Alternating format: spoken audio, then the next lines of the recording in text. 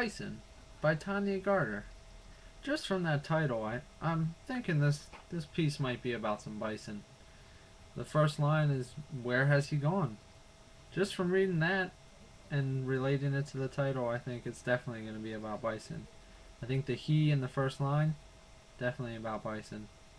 As I go on to read a little bit further, the great shaggy beast, the wild one, I see the being repeated quite often. I think that's probably done for a reason. I'd say the is probably bison, because after that, every time that there's a word or phrase, it seems to be a synonym for the bison. For example, the wild one, bison. The provider, bison provide a lot. The warmth from cold, definitely bison. Food to drive away hunger, they're used for food, so why shouldn't they be food to drive away hunger? The robe and moccasins for my feet, when you kill one, you can definitely use their hide for that. Leather for my shirt, skin for my tent, bones for my tools. These are all great examples of what bison can be used for.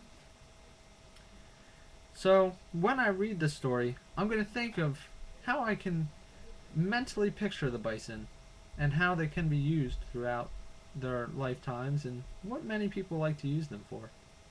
So just looking at the title, the first line, I already know what this poem is going to be about, but it's going to be a lot more interesting than just bison. It's going to make me think about what exactly bison can be used for that maybe I never thought of before. As I go to the last line, I cannot live without him. It's a very strong line. I think it's just touching on, how some people really do depend on bison and their importance in their lives. I think that it's important for people to remember that all animals can help some people live, and bison are definitely important to Native Americans, and they used to play an important role in their survival. We used to use them for many things, like we discussed earlier. Skin for my tent, the bones for my tools, the stomach for a bag to carry my things in. All these things are examples of how bison are used by Native people. And that's exactly what I think this poem is going to be about, the importance of bison. And I think it's important to note that Tanya Garter, the author, just happens to be a Native American, so she can relate to just how important bison are to the Native people of our land. I think we should remember that. She's also a high school senior. It's noted on here. I think that's to remember that she's just a little bit older than us, so anyone can be a poet. I also like how I is repeated at the end. It has great emphasis with that. I look for him on the plains and he is not there.